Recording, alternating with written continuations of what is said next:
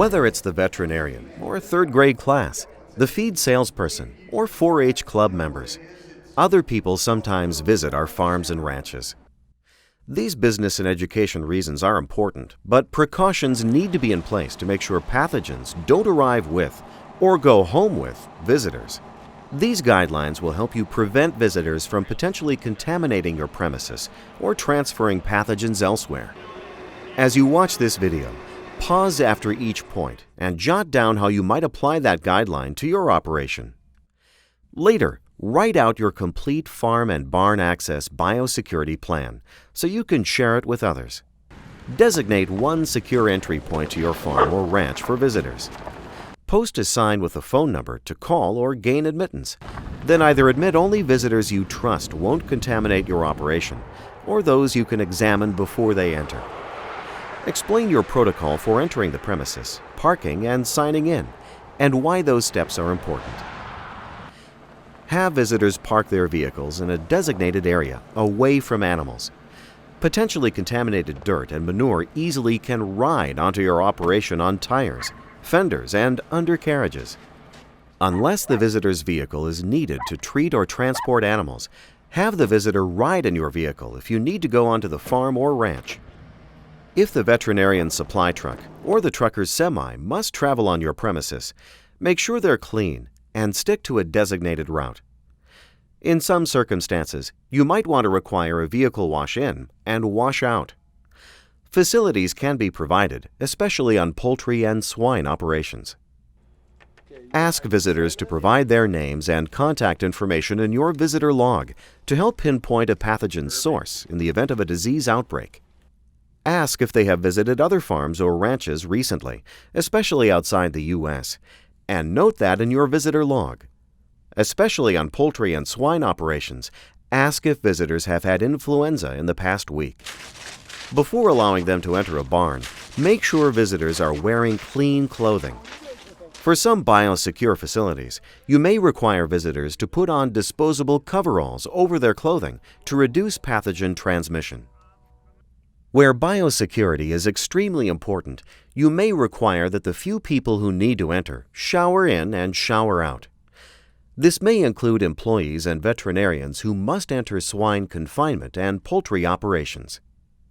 Clean footwear is especially important. Have several sizes of rubber boots at your operation or at each barn that visitors put on instead of wearing their own footwear. The price of boots is small compared to a biosecurity breach.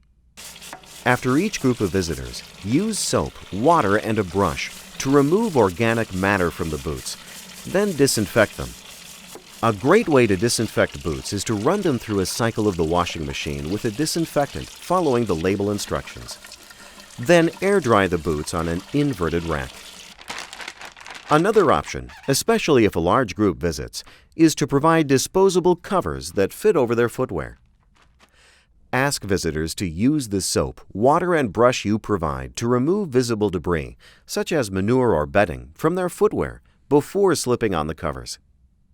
Simply having visitors step into a disinfectant foot bath before and after entering isn't enough.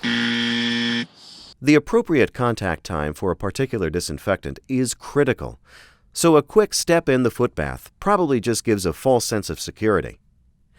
If the footwear is dirty, it can't be disinfected without first being cleaned anyway. A physical barrier adds another level of biosecurity. On the public or dirty side of the room, visitors leave their shoes and other clothing, depending on the situation. On the private or clean side of the room, visitors put on the footwear and appropriate clothing that are supplied. Visitors have to lift their legs up from the public or dirty side and put them down on the private or clean side. When the visit is complete, they leave the footwear and clothing on the private side of the barrier and finish cleaning up back on the public side. When visitors leave the barn, have them throw away their disposable coveralls and shoe covers and wash their hands with soap and water.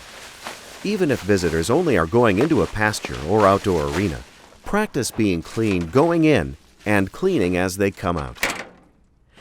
Ask visitors to avoid petting or having other direct contact with animals while on the farm.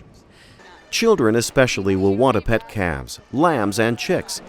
but the risks probably aren't worth it. Anyone who comes in contact with the animal should wash their hands, preferably with soap and water, or at least with hand sanitizer, right away and absolutely before eating or drinking anything. If you and your visitors are seeing different groups of livestock, carry out biosecurity steps in between. For example, from the farrowing house to the feeder room or between calf and feed-out pens. Move from younger to older groups of animals and from healthy to sick animals. Suggest visitors change clothes if they're not going directly home, or at least change their shoes. Provide plastic bags so visitors can put dirty clothes and shoes in them if they brought a change. Encourage them to wash their clothes as soon as they return home. Have visitors again wash their hands thoroughly with soap and water at your washing station before they leave the premises. The bottom line is whether your farm or ranch visitors are there for business or for education. Following these biosecurity guidelines will reduce risks to both people and animals.